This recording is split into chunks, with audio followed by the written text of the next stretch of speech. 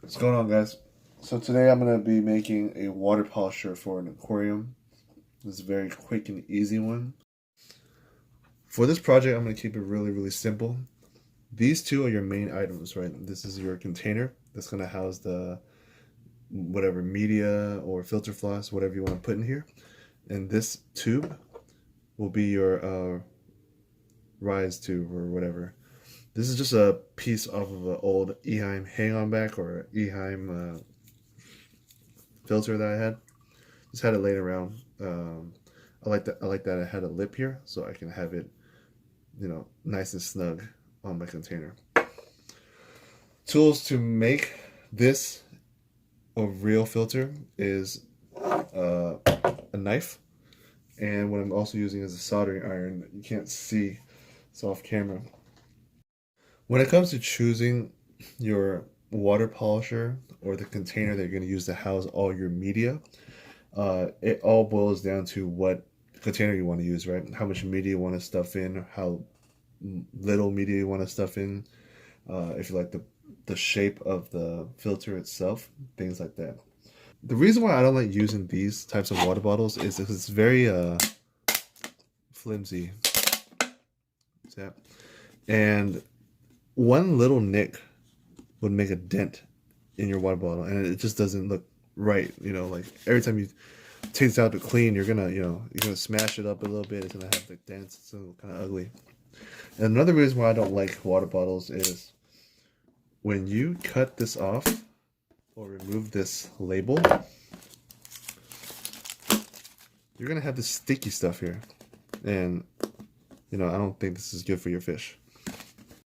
So yeah, if you want to use a water bottle, make sure you find one that doesn't have the sticky adhesive here when you remove the label. In my situation, I'm going to be using this Planters peanut container.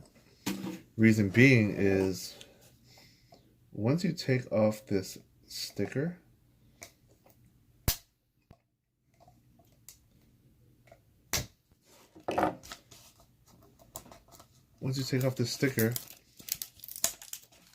you will see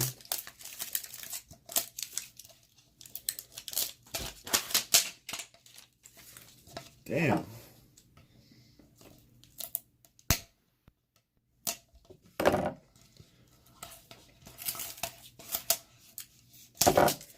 Once you take off this sticker, you'll notice that there's no adhesive, right? The opening of this mouth is very wide. You can, reach in there, put whatever media you want in it. You can put big media, you can put little media, you can stuff all kinds of filter floss in there, and you don't have to worry about it. But on the other hand, with a water bottle, you can't fit that much stuff in here. The biggest media you can fit is whatever fits in this hole. Also, with the bigger mouth, now you're able to clean it too. You can, get your hands there, clean it, and all that stuff. It's very good. All right, what I'm gonna do now is get my cap, and I'm gonna burn a hole straight through the middle of this cap.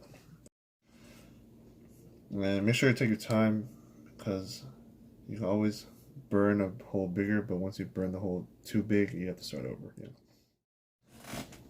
As you can see, the hole's just getting a little bigger and bigger. Don't worry about this lip, the top lip that forms. Just cut it off with a razor blade. And yeah, slowly get in there. Alright, what you want to do now is make sure that this hole is perfect for your rising tube. Put it in the way you want it to go. Okay. We're gonna have to cut off the excess plastic burnt towards the top. Alright, so it fits really snug. It's in there, right?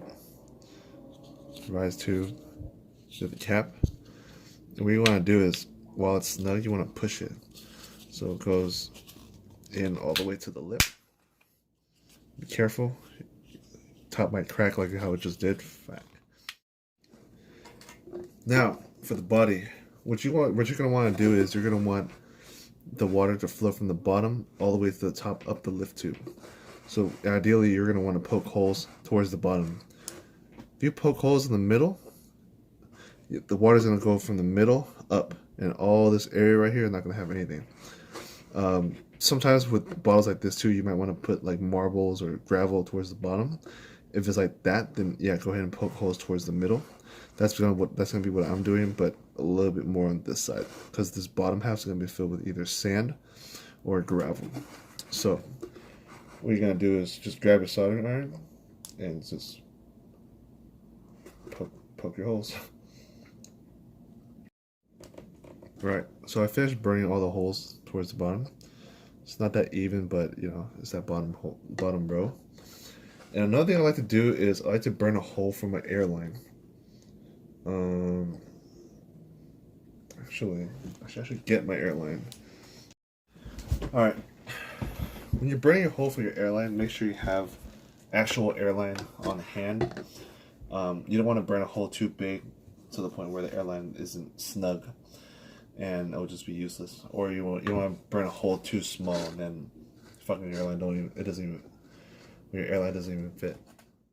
When you're burning the hole for the airline, make sure that you have an actual airline on hand, just so when you're doing the hole, if it's too small, it won't fit. That sucks. If the hole's too big, the airline's not snug, that also sucks. So, in my case, I'm gonna burn a hole right here. Wait a minute. Should I burn a hole?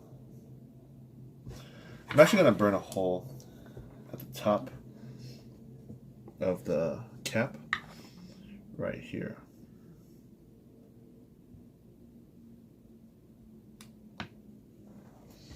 Reason being is I don't want that airline to be sticking out the side, so I'm gonna just burn it here and then have it loop into the rise tube. All right. Cool. So airline's in. Now on this step, you have a choice, right? You can either put a air stone here and put it into your tube like this, or just do it how I have it right now.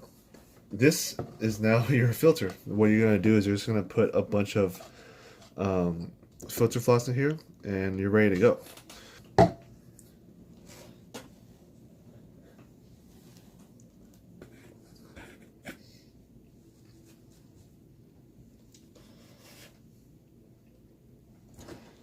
All right.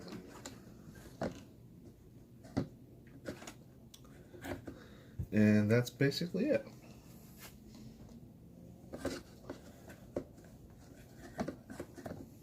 So let's go ahead, get this hooked up, put it in the tank, and I'll show you how it runs. Alright, as you see, this is the tank. It's kind of cloudy just because I just did a water change and cleaned out my sump. But this would be a perfect test for this filter here, this filter water polisher. So you see the bubbles blown up fairly nicely. And it's kind of ugly in the tank, but I'm gonna eventually put it in my sump. I'm gonna just have it here for now just to show you guys. You can tell that it's working because when you zoom into the little holes, see the movement in the debris? You can see the little movements, which means it's working, which means like stuff is getting floated inside of the filter. Oh, water column is pretty dirty. If you notice the top, there's the filter floss. At first I thought that it would be a problem that the what's called filter floss would get too dirty and it'll clog up that tube and then water won't flow through the top. But then I realized that the bottom will get dirty before the top will. So it'll get dirty from the bottom up. And then by the time it gets to like maybe around here, I would have already changed it anyways. So I suppose it wouldn't clog by the time you need to water change anyways. So it shouldn't be an issue. So my water column is very, very dusty. I did a major clean down on my sump, and as you see, my sump doesn't have any kind of mechanical filtration, so I flushed everything out, and my water flows like that, and it goes out the garage. But as you see, the sump doesn't have any kind of mechanical filtration, so all that stuff builds up. For my sump, I have to like flush it out every once in a while just to make sure there's no buildup of debris and things like that. Gotta clean out these boxes, which I did a little bit, and here too, because these roots, they collect a lot of debris as well. But I flushed it out with fresh water, so it should be fine. There's a little bit of stuff here, but that was just from, this is like extra stuff I couldn't get out. And this will be the perfect test to see if this filter actually works. Oh, if you notice that there's a second Eheim Jaeger right here, because my tank's in the garage, so it gets kind of cold. So I just threw in another heater for now. Kind of ugly, just kind of hangs there, but it's just for now. Yeah. Tank's looking kind of cool. Oh, then I added my new light too. This is a light that I made for my 48-inch, which is right there. This tank. And I made it out of a laptop charger and LEDs. As you can see, I have a red strip and 2 white strips. Then I have a couple moonlights. I was trying to customize the moonlights to do different effects, but it only turned on my right side, so I gotta work on the wiring. See, normal, moon. Something's wrong over here, so I gotta fix that. But yeah, that's what it is. With the bigger light, I'm able to see my inhabitants a lot better, but algae is going to build up faster, and that's going to be an issue, which is why I went to Daiso, which is like a Japanese dollar store, and I bought this little microfiber scrubby thing. It's like a mitten, and then I just scrub the glass with that, which is pretty cool. Yeah, so I guess in the next video I'll give you guys an update on how this thing works. I might have this in my sump by then, but if not, you'll have a clear representation of if this thing works or if it's just a big gimmick.